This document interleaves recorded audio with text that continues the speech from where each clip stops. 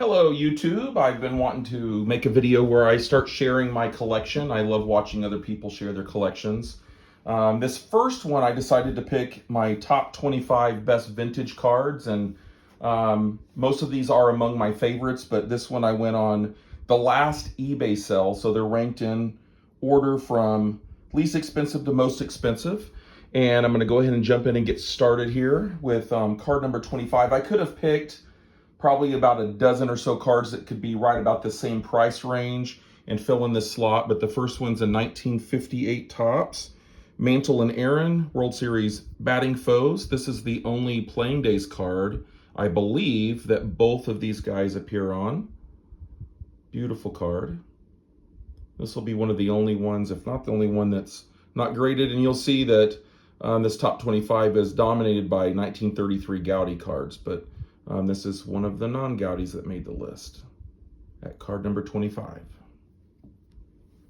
Card number 24 is the first rookie card we're going to see on the list.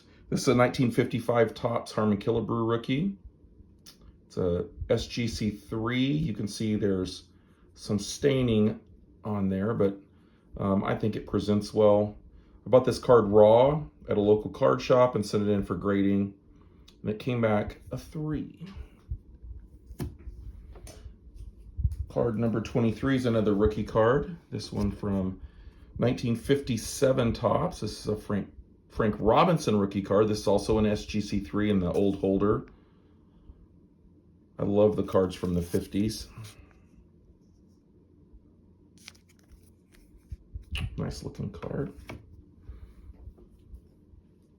Card number 22 is another Topps card. This 1956 Topps Hank Aaron Grayback. Let you see the back here. SGC2. I'm going to put on the screen the last eBay sale of each of these cards so you can kind of see what they're going for at these particular grades. Next card, one of my favorite cards in my collection, comes in at number 21. I'm a huge Yogi Berra fan.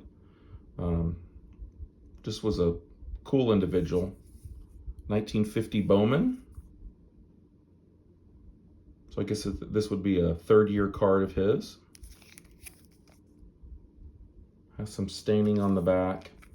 Has an issue with the top edge, but it's well centered and displays really well. I think it's a beautiful card. Moving on now. Card number 20, we're in the top 20 now. The first Goudey makes its appearance. The 1933 Goudey Lefty Grove. Authentic, SGC Authentic. Has lots of issues, but the main image of Lefty Grove is still nice, and you start getting up and even 3s and 4s with these Goudeys, and the prices really start to skyrocket on the Hall of Famers. Card number 19. This is the oldest card in my collection, a 1911 T201 Mecca cigarette card of Christy Mathewson. This was a cool set. The cards are meant to fold right here. They fold down, and the image on the back right here lines up with the feet down here to make the second ball player. I love that card. Again, just an SGCA, but I still like it. Moving on now, we are at card 18, 1933 Goudey Carl Hubble. He's a Hall of Famer, SGC 1.5. I love the color on this card. Beautiful card.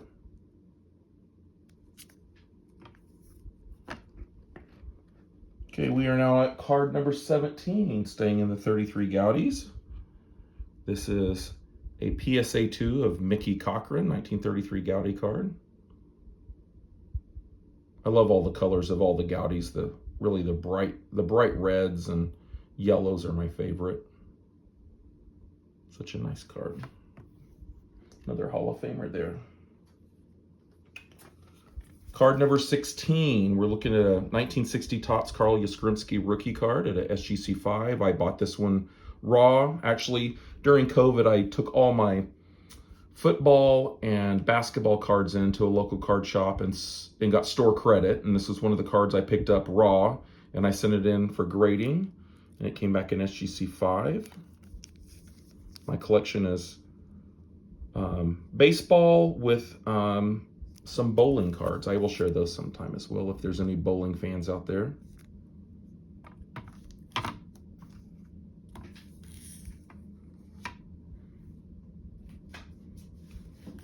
Another 1933 Goudey. This comes in at card number 15, Tris Speaker in SGC 1. And the main reason it got a 1 is there's a little bit of paper loss right there. It would have got maybe, I don't know, a 2 or 3 out of this one. Another beautiful color. Displays well for me. I'm building the 33 Goudey set. I have close to 180 of the 239 cards, and I'll do a video sometime where I share that set with you, what I have put together so far. My next card coming in at number 14 is this 1965 Topps Mickey Mantle SGC 2.5. I also bought this at my local card shop in Springdale, Arkansas. It's called Cleves.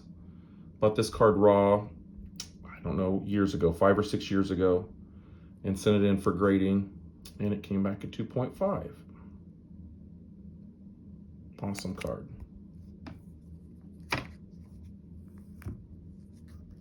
Sorry for all the glare. Next card, I'll probably just start stacking these up. Keep a few out to look at. Okay, we're breaking into the top 15 here. Number 13 is a 1933 Goudey Rogers Hornsby, SGC A. This one shows him being a manager. He was a player manager, and this is him as a manager. Really nice looking card there.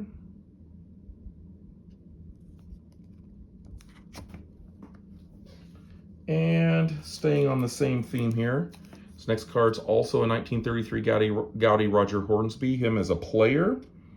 This card comes in at number 12 in my collection, SGC 1. And there's a small crease under his chin right there. That's what holds this card back. And there's a mark right there. Someone didn't like the team he played for, apparently. But it displays so well. Beautiful card. This next card comes in at number 11.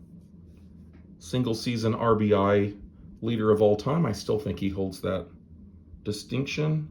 1933 Goudey, Hack Wilson. Always thought this card looks a little funny. Like his legs aren't big enough or something, but cool card of a Hall of Famer. Next card is number 10 on my list. We made the top 10. Another Hall of Famer from the 33 Goudey set, Floyd Arky Vaughn, SGC 2.5 from Arkansas, where I am filming this video from. Another beautiful card.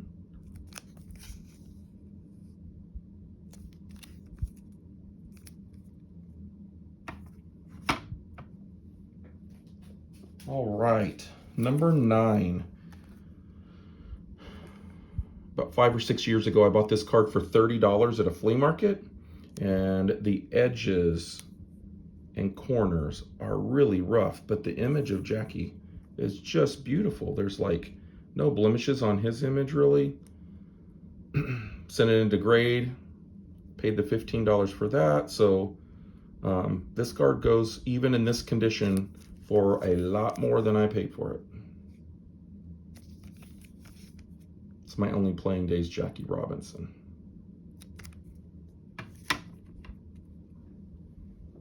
My next card is number 8 on the list. It's a 1923 W515-2 Ty Cobb.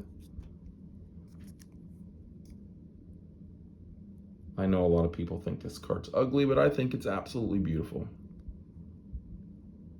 Picked this card up less than 2 years ago. It's an eBay purchase. Thought it was a good price and I bought it. All right, next card up. Number 7, 1933 Goudey Mel Ott, PSA 1. Has some creases off of his face. That's what I usually look for in these cards. Lower grade stuff that presents well. And I don't really like if there's blemishes, I don't like them to be on the face or body of the player, if at all possible. Of course, this one has some paper loss back here too, but I'm really concerned about the front of the card more than the back. Okay, number 6. This is my highest graded vintage card. My 1959 Topps Yogi Berra in a PSA 7. Took a bunch of cards into a card shop to sell, and they gave me an offer, and I asked if they would knock off just a little from that offer, give me the offer, but then throw this card in with it. And I think I came out really good. It was a lot of more modern cards and stuff I took in, so anytime I can get something that's graded that high from the 1950s, that's a pretty good deal, I think. So clean.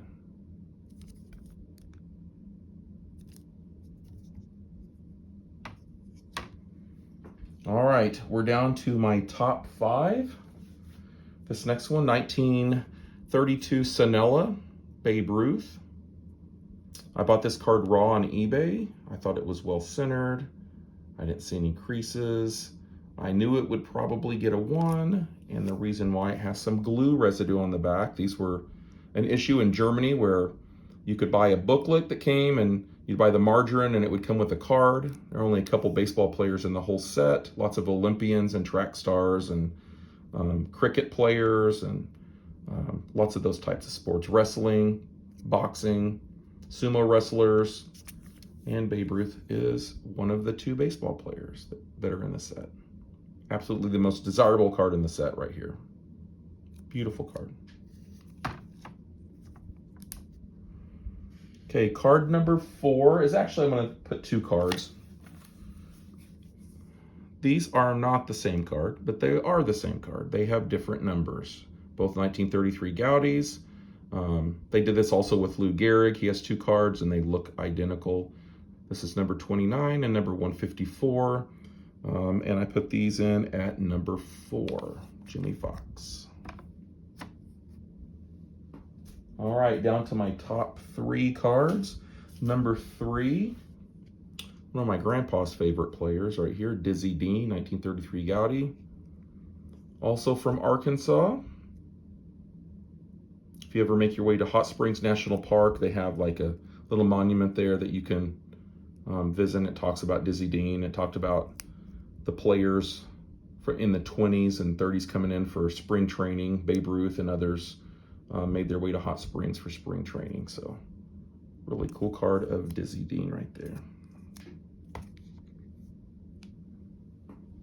And card number 2. For the longest time, this was my biggest card in my collection. 1933 Goudey, PSA 1. The reason it gets the MK is someone drew a couple lines on his arm right there.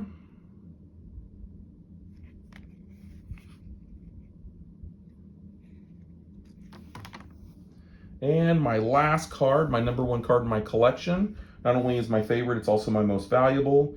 And this is a 1933 Goudey, number 144 Babe Ruth, him batting. And this one has some issues. The big crease across here, smaller crease here, but there's no big crease across his face. In his ear, there is a small pinhole as well, and there's paper loss on the back. I'll show you that as well. Was glued into a book at some point. But I have a 33 Goudey Ruth. And even in PSA 1 in this condition, these go for, they just keep going up in value. I'll put on the screen what the last PSA 1 that has just, it's just covered in creases all over it, and you would be shocked at what it went for. So this is my top 10 as of July 2026, and I'd like to probably revisit this in a year and kind of see how much it's changed, what's been added, and I'd love to hear your comments on the collection and see some of your favorites in your collection. Put those down in the comments, and hope to see you back. I'm going to do some more of these videos about my top 25 Ken Griffey Jr. cards, top 25 rookie cards. I might do top 25 Shohei Ohtani cards. I have a whole bunch of ideas. I want to share my entire Goudey collection sometime as well. So if you enjoyed this, check back later. I will have more videos up soon. Thank you so much for watching.